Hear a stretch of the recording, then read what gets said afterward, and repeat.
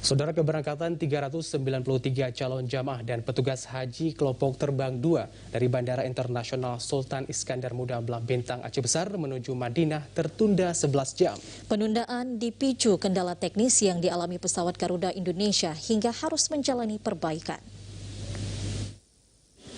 Hingga Kamis pagi, proses perbaikan pesawat Garuda Indonesia yang mengangkut 393 jamaah calon haji yang tergabung dalam kelompok terbang 2 masih terus dilakukan.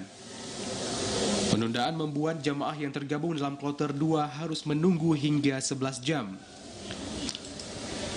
Sesuai jadwal keberangkatan dan pemulangan jamaah haji embarkasi Aceh 1443 Hijriah atau tahun 2022, pesawat seharusnya berangkat dari Bandara Sim menuju Madinah pada Kamis dini hari tadi, yaitu pukul 1:50 waktu Indonesia Barat.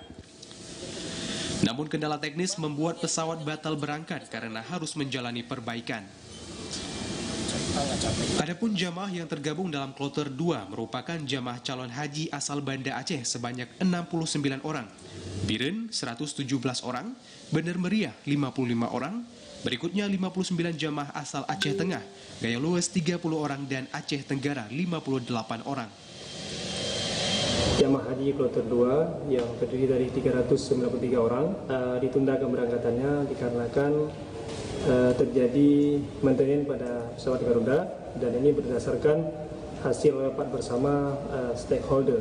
Jamaah haji tersebut tetap berangkat pada hari yang sama, waktu jamnya yang bergeser, yang sedianya semula diberangkatkan pada jam 01.50, kemudian dialihkan ataupun dipindahkan, dimundurkan menjadi pada pukul 13 waktu Indonesia Barat hari ini. Meski sempat tertunda, sebanyak 393 jemaah yang tergabung dalam kloter 2 akhirnya berangkat menuju Tanah Suci pada Kamis siang. Mereka meninggalkan asrama haji sekira pukul 11 waktu Indonesia Barat menuju Bandara Sultan Iskandar Muda Aceh Besar.